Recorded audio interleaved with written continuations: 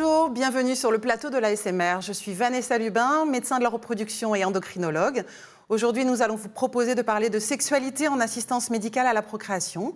Pour ce sujet très important, nous avons invité Sidi Kaspaoui, qui est andrologue, et Magali Guerrier-Benoît, qui est sexologue. Nous vous rappelons que toutes les vidéos seront à disposition sur le site de l'ASMR et je vais maintenant rejoindre mes invités. Bonjour Magali, bonjour Sidi. Bonjour Vanessa. Nous allons essayer de balayer rapidement la sexualité en assistance médicale à la procréation. En pratique, déjà, quelle est la sexualité optimale pour un couple qui n'a pas de trouble de la fertilité? Sidi? Alors, la sexualité optimale, ça va être le camp. Le cycle de la femme dure entre 27 et 35 jours quand il reste normal. Et l'ovulation, c'est autour du 12e, 14e jour. Alors, on ne peut pas se fier qu'à ça. Il y a des patientes qui ont des cycles un peu plus longs. Le conseil que je donne et qu'on donne en général, c'est d'avoir des rapports tous les 2-3 jours et de pouvoir tomber sur cette fenêtre ovulatoire. 2-3 jours, c'est par rapport à quoi? Si elle a ses règles, si après ses règles, elle commence à avoir des rapports tous les 2-3 jours, forcément, elle tombera sur cette fenêtre ovulatoire. Sur la durée de vie de l'ovule. C'est ça, durée de vie de l'ovule. Ouais. Bon. Et donc l'abstinence nécessaire? Alors quand on leur demande justement des examens, souvent on a cette abstinence à 2 jours qui est notée. Entre 2 et 5 jours, c'est même très très large. Moi je reste sur un 2-3 jours.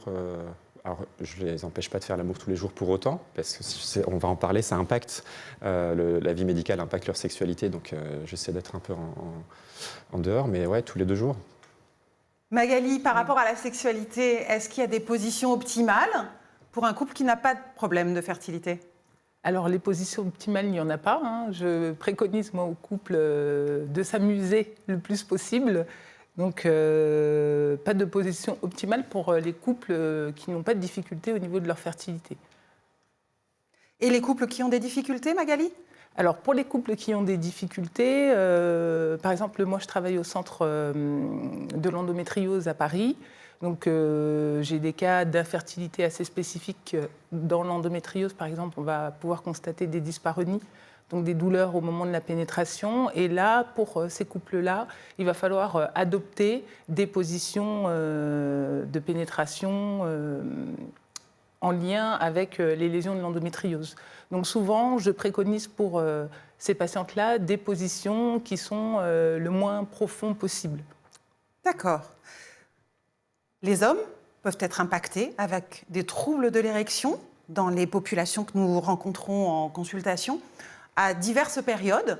Magali, est-ce que tu constates des hommes qui ont des troubles de l'érection en période d'ovulation notamment? Oui, tout à fait, tout à fait.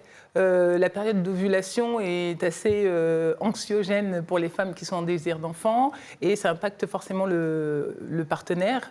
Et là, il y a quelque chose d'une pression chez l'homme qui fait qu'il va se retrouver avec des difficultés d'érection autour de la période ovulatoire de la femme. Et comment la femme peut contourner cela? Alors, Sidi disait quelque chose tout à l'heure qui était très intéressant et je m'appuie du coup dessus, c'est de permettre aux personnes d'avoir des rapports sexuels quand ils le désirent. Et effectivement, quand on a des rapports sexuels réguliers, on tombe à un moment donné sur cette fenêtre ovulatoire qui fait qu'on n'est pas fixé sur juste cette ovulation. Et ça permet aussi de donner aussi du plaisir et de la joie dans le couple. Et sur les troubles de l'érection, Sidi, est-ce qu'on peut proposer quelque chose pour aider les patients? Alors l'aide, même quand elle est médicale, alors la première aide, elle est je pense, psychologique, c'est d'essayer de les faire sortir de cette reproduction, cette sexualité reproductive et de les encourager là-dedans. Et en fait, elle est aussi psychologique, même quand elle est médicale. C'est même la prescription du médicament, l'avoir dans la table de chevet, c'est une aide parfois, et le trouble de l'érection disparaît alors qu'il n'aura rien pris. Et quel médicament tu vas proposer? Alors, j'ai récemment entendu parler d'Erectab, on peut donner des noms. D'Erectab, et du coup, je trouve que c'est mieux que de donner des inhibiteurs de la phosphodiesterase. Mais après, on peut donner du coup, en effet, des principes actifs médicamenteux. ne donne pas des noms commerciaux, mais des DCI, Non, oui. voilà, Absolument. du tadalafil Ou du sildenafil. ou du sildenafil. Et ça les aide juste d'avoir la boîte, en Et réalité. est-ce que tu pars à la dose maximale d'emblée Non. ou est-ce que tu pars à petite dose? À petite dose, avec une reconsultation, si les doses n'ont pas suffi, faire le point sur le plan psychologique, est-ce que ça a été pris en charge aussi? Est-ce que, sur le plan conjugal, est-ce qu'ils en parlent? Est-ce que parfois c'est juste un secret de l'homme, hein, il n'en parle pas forcément, il sent cette pression.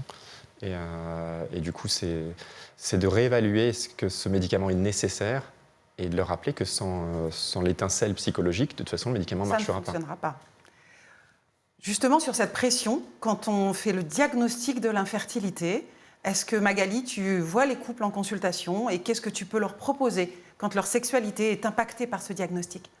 Alors moi, je suis complètement intégrée dans une équipe de procréation médicalement assistée parce qu'on se rend bien compte que à partir du moment où il y a le diagnostic d'infertilité, les couples ne sont plus dans le caractère reproductif du rapport sexuel. Donc ça enlève quelque chose de la sexualité et souvent ça enlève la sexualité tout court parce que pour beaucoup de couples, la sexualité c'est la reproduction. Donc, à partir du moment où il n'y a plus cet aspect-là dans le rapport sexuel, malheureusement, ça l'annule. Ouais, ça peut l'annuler. Et qu'est-ce que tu leur proposes? Alors, qu'est-ce que je propose à ces couples-là? Déjà, un accompagnement conjugal du couple pour qu'ils puissent aussi se rendre compte que le rapport sexuel n'est pas quelque chose uniquement de reproductif et surtout qui peut apporter du bien-être dans ce type de parcours qui est assez difficile.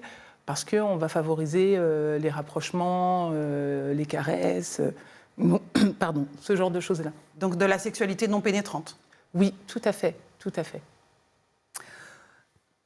Le retentissement de l'AMP sur la sexualité est important. Quels sont les messages concernant la sexualité durant l'AMP que vous souhaitez faire passer au couple, Sidi?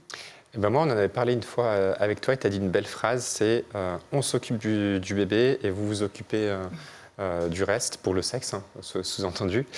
Et je trouve que c'est pas mal. C'est vraiment le message à faire passer, c'est de leur dire que le couple, c'est eux, ils veulent le bébé parce que c'est eux, et du coup, le eux, c'est important. Et qu'à partir du moment où ils sont dans cette démarche d'aide, il ne faut pas que ça les stresse, que ça les angoisse. Au contraire, de se dire, en fait, on a même un plus, c'est qu'il va arriver, c'est quasi sûr, et il faut qu'on entretienne le kiffer. Je leur fais même peur parfois en leur disant que le après à venir avec ce bébé, c'est pire encore. C'est pire, mais donc évidemment, il faut rester... C'est le déterminant le plus important de la sexualité d'un couple, c'est la présence d'un enfant sous le même toit. Ouais. C'est ce qui impacte le plus, effectivement. Magali, sur les couples qui ont un long parcours, comment est-ce que tu les aides à ne pas détériorer leur sexualité? Alors, aussi pour reprendre ce que tu as dit tout à l'heure par rapport à la sexualité non pénétrante, ça c'est vraiment quelque chose d'une angoisse, comme la sexualité doit être liée à la pénétration, pouvoir accompagner les couples. D'ailleurs, quand on regarde ma planche avec les petits pictogrammes, on n'a pas que de la pénétration.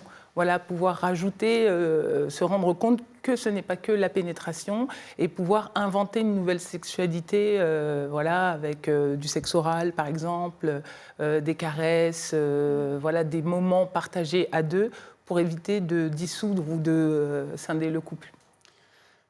Pardon, je me permettais justement dans la dyspareunie liée à l'endométriose, on parlait des positions, etc. C'est vrai qu'on ne va pas forcément leur dire il faut prendre ces positions pour que ce soit optimal, mais leur faire passer le mot des préliminaires